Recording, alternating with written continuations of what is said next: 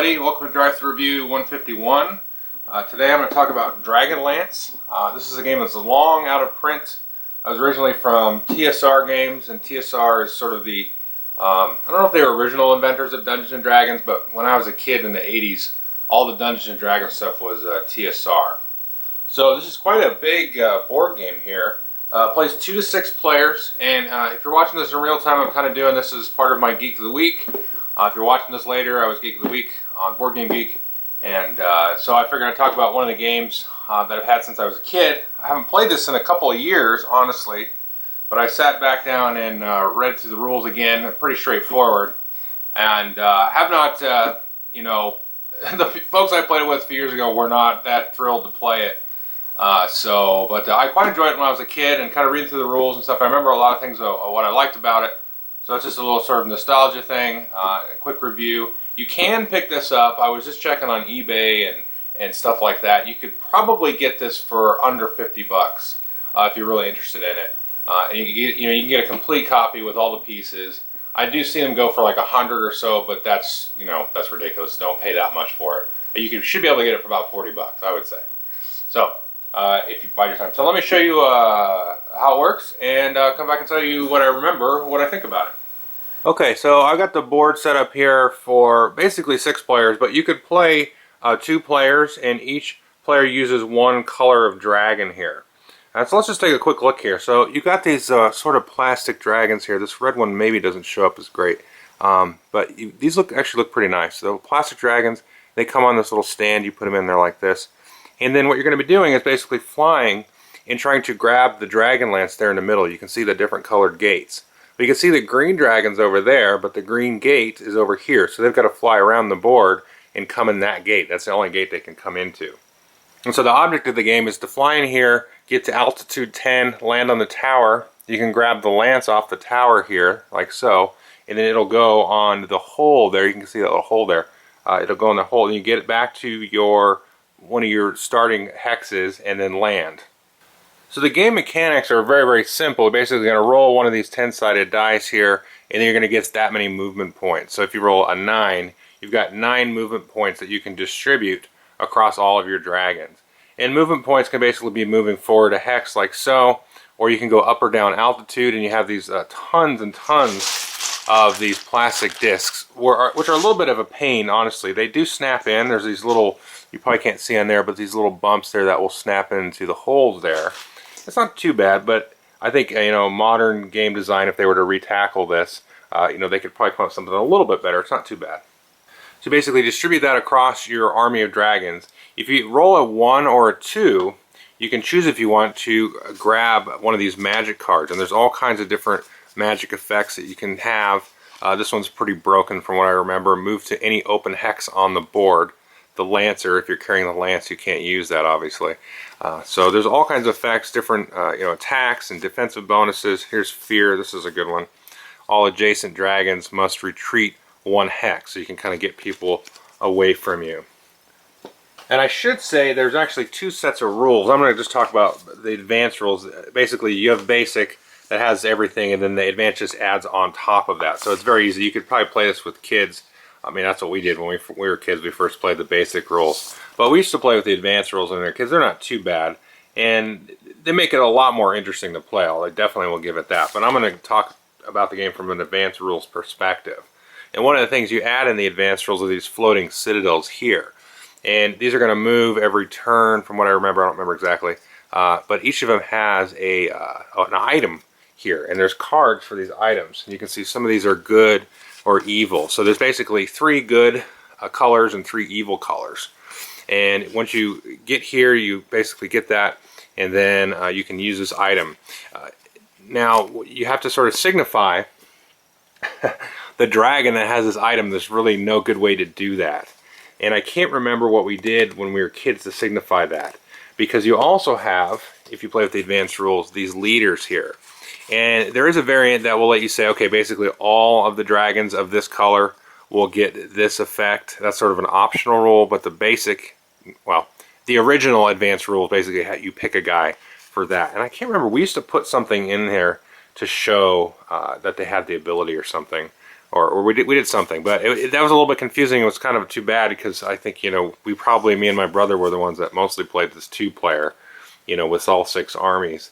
And I think we had several arguments like, that wasn't the dude, you know, that had that was the leader or whatever. So you have these, so that's a little bit of a disappointment. I think nowadays you could probably get, you know, extra miniatures, and you could just get a nice miniature for each color to signify the guy that was the leader or the guy with the magic item. And you can kind of see there's some different terrain here. You got forests and mountains. Basically, you have to be a certain height to fly over that. Or if you crash into it based on combat, which I'll talk about in a second, you basically, if you crash and you basically go to 0 altitude on these hexes, then your dragon's dead. But these have a little bit less forgiving, so it gets kind of crowded in here, especially with a lot of dragons flying around. You got to be real careful. You don't want to crash there. So if you're playing with the basic rules, the dragon's facing is not really important, but when you play with the advanced movement, the advanced rules, then the facing becomes important in the sense that you can't just move and then kind of turn wherever you want, because flanking is important. So if I had this dragon here like so, if he was being attacked from behind, the attacker would get a +2. If he was being flanked from these 2 here, they get +1. And then also +1 here, then in front there's no bonus. So, but the thing to keep in mind with that is for each hex that you move, you can turn basically, I think it was 80 or 60 degrees. You basically turn one, you know, click on the hex. So you can turn this way. So for each hex, you can basically rotate just one little switch there. That's important for, you know, kind of building up steam and trying to, you know, basically backstab, if you will, another dragon or flank him or something like that. So what happens when you combat here, so we'll take this here. Let's say the red one comes up here, and he's going to basically have to build up, you get some of these altitude tokens, and, you know, put these under him, and he's going to get a little bit of a head of steam there. And then you're going to have some combat modifiers based on positioning, as well as possibly any magic items or magic cards that you play. And then each guy is going to roll a 10-sided dice. You're going to adjust the modifiers to, you know, the die roll, and then basically whoever was less is going to lose that many altitude markers. And if they're, you know, they hit the ground on these sort of plain spaces, they're going to crash and die. The dragon's removed from the game. And then again, you got to be careful on some of these other spaces here. Now to go into these gates, again, you have to be of the color of the gate. You have to be at least altitude 4 or lower, which is interesting because it makes you a little bit vulnerable, because if you come in from a higher altitude and attack downwards, you're going to get a bonus as an attacker. So it's kind of interesting because you want to be up high. Now the basic game, you have a height limit of 10, but there's an optional rule to raise it higher. I would not recommend doing that, because then it's just sort of an arms race and everybody's running out of these, you're knocking these over, it's a big nightmare. 10 is enough. And so, so, you know, you want to get up high and then sort of get this sort of, you know, the height advantage and swoop down and get the attack. But it's interesting because you have to get lower to get in here, so you're making yourself vulnerable. And then once you get in here, you've got to raise up to 10, grab this, go back out your gate, and then go to the other side. And then I'm just going to show you a couple of these things here. There are what they call aerial stunts. I'm not going to try to describe them on the board because they'll just end up knocking stuff over. But you can do, let's see, loops and counterattacks and different things like that. Now that's going to cost you, interesting, a magic card. So you basically play it to be able to do one of those aerial stunts, you know, foregoing its magical effect. And that's really cool. And you can even play it defensively to basically kind of loop around the guy. So that makes kind of interesting. It's almost like a card-driven game in a sense. You know, this is a game came out in '88, and you've already got these dual-purpose cards that you can play sort of for the effect, or if you played CDGs for the op points to do an aerial stunt. And that's it. It's pretty fun. It can be a little frustrating with the roll and move, but like I said, you roll 1 or 2, then you get some magic cards as a benefit. The different items are cool. There's some different strategies. You can try to go just attack the other dragons and try to take them out, and hopefully don't get taken out yourself. I mean, you could try to rush to the lance, but then everybody's going to basically, you know, surround you and wait for you to come out. You do get a +5 bonus on all your attacks and stuff with the lance, so it's really a good idea to get that. And then again, these items here in the center here can be really cool and really key. I do feel like the board is maybe a little bit constrained from what I remember, but again, you get right into the action, you just start battling the junk out of each other. And that is pretty much the game. Just while we're sitting here, a couple component issues. You can see these would be sort of your gold dragons, I guess, over here, and these are your bronze dragons. But if you can tell the difference between these on this camera, then you have much better eyesight than I do. And I'm not even close to colorblind. So that was sort of a poor choice of coloring. And that's really the only thing I could really fault the game for. There are some other component issues, but again, this is 1988. I think this was outstanding. I remember seeing this in the game store. We had a game store in the local mall, actually. And I remember seeing this set up, and I was like, I must have this game. This looks amazing, you know, set up. You can see I was probably in junior high when this came out. The other issue here is these suckers here. There's holes in here. You basically snap the gates into the walls, and there's little holes on the board. That never has worked. So I just kind of set them like this. And you could even just basically remove the gates and the walls, or just leave the walls in and just know that, okay, you've got to be at lower than 4. And I think we did that, especially as you get a crowd of dragons in here. You can just totally see knocking these things over is sort of a pain. So that's pretty much the game.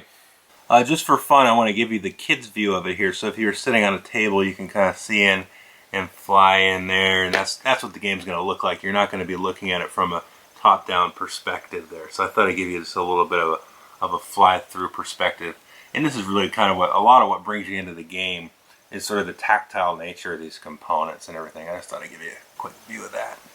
Okay, I hope you enjoyed that brief overview. You know, not a whole lot to the game as far as, you know, cumbersome mechanics. Roll dice, move, you know, add your modifiers. You get +2 modifiers for, you know, flanking and you know, from a height advantage and all that stuff.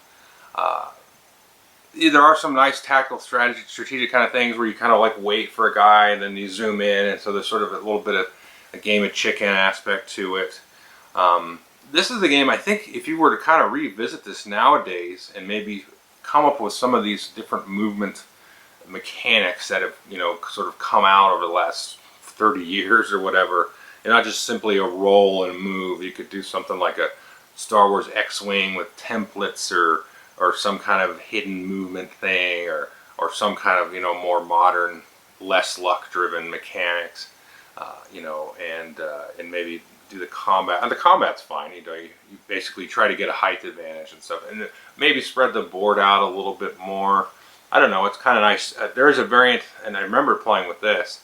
Instead of all the dragons starting off on the ground, you can start them all at height 4, and so they're all, you know, in the air and they're ready to go and charge in. So that, you know, that just makes the game play a little bit quicker. So you're not having to, like, everybody's going up. You know, you roll 4. Okay, 2 guys go up 2. Okay, that was my turn. Yay. You know, so there's a little bit of that. So, but you know, there's a lot to really like about the game. I like all the different magic items, the items in the different citadels that float around, and things like that. You know, the funny thing is that how the citadels move around. If you knock a guy down to whatever the altitude is 4, and you know he hasn't crashed, but then the citadel comes in and nails him, you know, as it moves around, and it knocks him out of the game. That's kind of funny. But yeah, it's just a fun game. You know, it's not something that I probably will play ever again. But yeah, I've still got it. So I thought I'd show it to you. So, you know, maybe somebody will think of a game. I really like the idea of the game. You know, kind of rushing in, grabbing the magic item, the, you know, the super valued Dragonlance, and you know, getting out of it, sort of winning the war of the dragons that way. It was, you know, it was a neat game. So, okay, I hope you enjoyed it. Thanks.